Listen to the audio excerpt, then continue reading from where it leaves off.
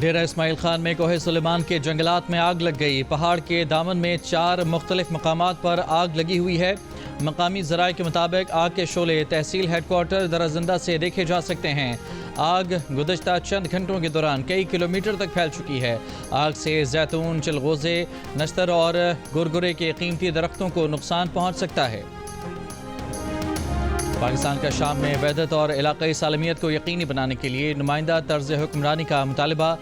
سلامتی کونسل میں شام کی صورتحال پر بحث میں پاکستان کے مستقل مندوب منیر اکرم کا اظہار خیال۔ کہا، شام میں نئی حکومت کو اقوام متحدہ کی حمایت حاصل ہونی چاہیے۔ آج شام اپنی تاریخ کے اہم موڑ پر کھڑا ہے۔ منیر اکرم نے کہا کہ اقتدار کی پرامن منتقلی شام کی وحدت اور علاقائی سالمیت کو یقینی بنائے گی۔ منیر اکرم کا عبوری حکومت کے رہنماؤں اور نمائندوں کے مثبت بیانات اور یقین دہانیوں کا بھی خیر مقدم۔ وزیر اعظم شہباز شریف نے کراچی میں ایف بی آر کے فیس لیس کسٹمز اسسمنٹ سسٹم کا افتتاح کر دیا۔ کراچی پورٹ پر قائم کسٹمز کلیئرنس کے نئے نظام کا جائزہ لیا۔ کہا، کسٹم میں جدید نظام متعارف کرانا ایک بڑی کامیابی ہے۔ جدید خودکار نظام میں انسانی مداخلت کم سے کم ہوگی۔ وزیر اعظم نے آغا خان یونیورسٹی کی کتاب manual of clinical practice guide lines کے اجراء کی تقریب میں بھی شرکت کی۔ کہا، یہ کتاب پاکستان کے شعبہ صحت کی اصلاحات میں ایک درخشاں باب کا اضافہ ہے۔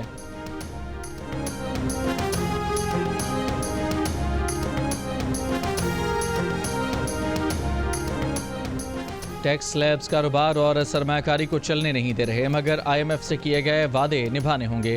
وقت آنے پر آئی ایم ایف کو ٹاٹا بائے بائے کہیں گے۔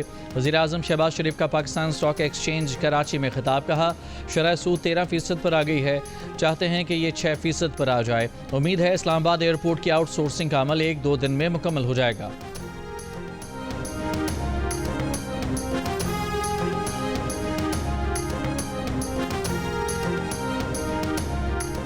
بانی پی ٹی آئی نے مذاکراتی کمیٹی کو مطالبات تحریری طور پر دینے کی اجازت دے دی۔ Chairman P T I barrister Gohar کا کہنا ہے کہ بانی پی ٹی آئی نے مذاکرات جاری رکھنے کی ہدایت کی ہے۔ اب مذاکراتی کمیٹیوں کے درمیان تیسرے سیشن کی درخواست کریں گے۔ ڈیل سے متعلق سوال پر کہا کہ بانی پی ٹی آئی سمیت تمام پی ٹی آئی قیادت ڈیل کا تاثر رد کر چکی ہے۔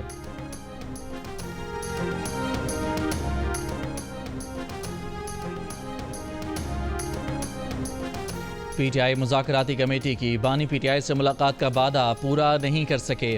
حکومتی مذاکراتی کمیٹی کے ترجمان سینیٹر عرفان صدیقی نے تسلیم کر لیا۔ کہا، ہم جو وعدہ کرتے ہیں اسے عملی جامہ پہنانا چاہیے تاکہ جب ہم ان سے وعدہ پورا کرنے کا کہیں تو ہماری بات میں زیادہ وزن ہو۔ جیو نیوز کے پروگرام آج شاہزیب خانزادہ کے ساتھ میں بات کرتے ہوئے عرفان صدیقی نے کہا کہ پی ٹی آئی والے 40 دن سے اپنے مطالبات کی فہرست تیار کر رہے ہیں اور ہمیں کہتے ہیں کہ چند گھنٹوں میں جواب دیں ورنہ بات ختم ہو جائے گی۔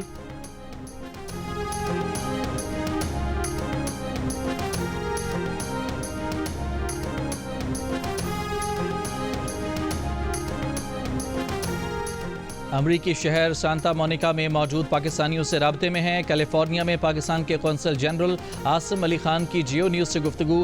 کہا، سانتا مونیکا میں موجود پاکستانیوں کے بارے میں پریشانی کی کوئی بات نہیں۔ آگ سے متاثرہ علاقوں میں لوگ محفوظ مقامات پر منتقل ہو رہے ہیں۔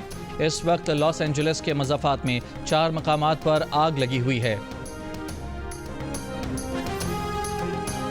امریکہ کے شہر لاس اینجلس میں آگ سے 2 افراد ہلاک، درجنوں زخمی۔ جنگلات میں لگی آگ بے قابو، 1000 سے زائد گھر اور کاروباری مراکز راکھ کا ڈھیر بن گئے۔ آگ بجھانے کے لیے اہلکار اور پانی کم پڑ گیا۔ 30,000 سے زائد افراد علاقہ چھوڑ گئے۔ آگ لگنے کی وجوہات سامنے نہ لائی جا سکیں۔ آگ بھڑکنے کی وجہ سے لاس اینجلس شہر کی فضا خطرناک حد تک آلودہ ہو گئی۔ مکینوں کے گھر چھوڑنے پر لٹیروں کی چاندی، خالی گھروں میں لوٹ مار کے واقعات۔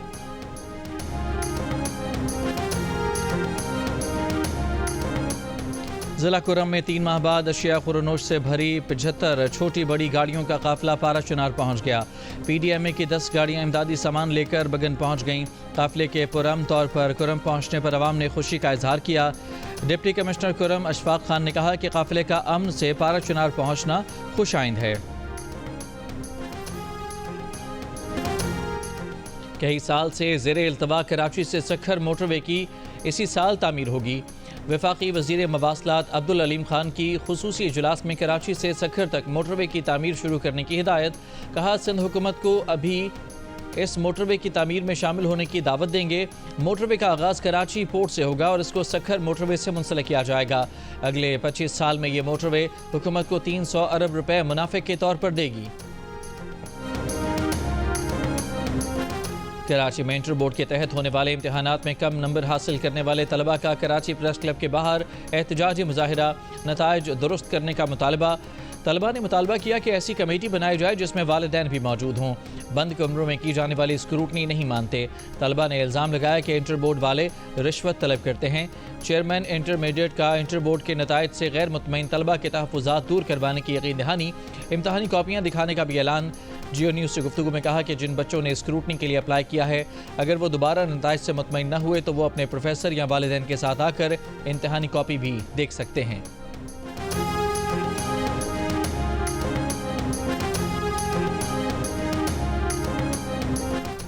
امریکہ کی جنوبی ریاستوں ٹیکساس، اوکلاہوما، ارکنساس میں برفباری اور بارش کے ایک اور طوفان کا سامنا۔ طوفان کے زیر اثر آج رات شروع ہونے والا برفباری اور بارش کا سلسلہ جمعے کی صبح تک جاری رہنے کا امکان۔ برطانیہ میں بھی موسم کی شدت برقرار۔ لندن میں برفباری۔ برطانیہ کے کچھ علاقوں میں آئندہ چند دنوں میں درجہ حرارت -20 تک گر سکتا ہے۔ لندن میں رات کو درجہ حرارت -3 ڈگری تک گرنے کا امکان۔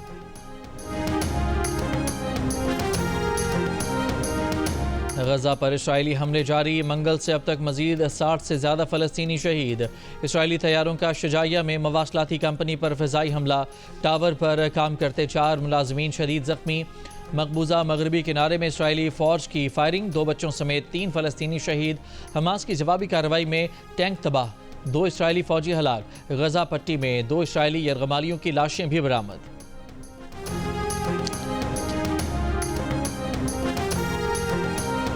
صہیونی حکومت نے گریٹر اسرائیل کا نقشہ جاری کر دیا۔ مقبوضہ فلسطینی علاقوں کے علاوہ اردن، شام، لبنان اور دیگر عرب ممالک کو صہیونی ریاست کا حصہ دکھایا گیا۔ قطر، اردن، UAE کے اسرائیل کے نام نہاد تاریخی صہیونی ریاست کے متنازع نقشے کی مذمت۔ قطری وزارت خارجہ کا کہنا ہے کہ یہ اقدام دوسرے ممالک کی خود مختاری کی سنگین خلاف ورزی ہے۔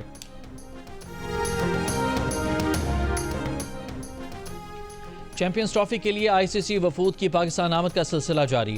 ایک وفد کی آج کراچی آمد، باقی ٹیمیں بھی جلد پاکستان آئیں گی۔ دورے کا مقصد چیمپئنز ٹرافی کی برانڈنگ، براڈ کاسٹنگ، ہوٹلز اور وینیوز کی ریکی کرنا ہے۔ جنوری کے تیسرے ہفتے ICC کا باقاعدہ سیکریٹریٹ پاکستان میں کام شروع کرے گا۔ ایک وفد کراچی نیشنل اسٹیڈیم کا دورہ کرے گا۔ ICC چیمپئنز ٹرافی 19 فروری سے 3 شہروں میں کھیلی جائے گی۔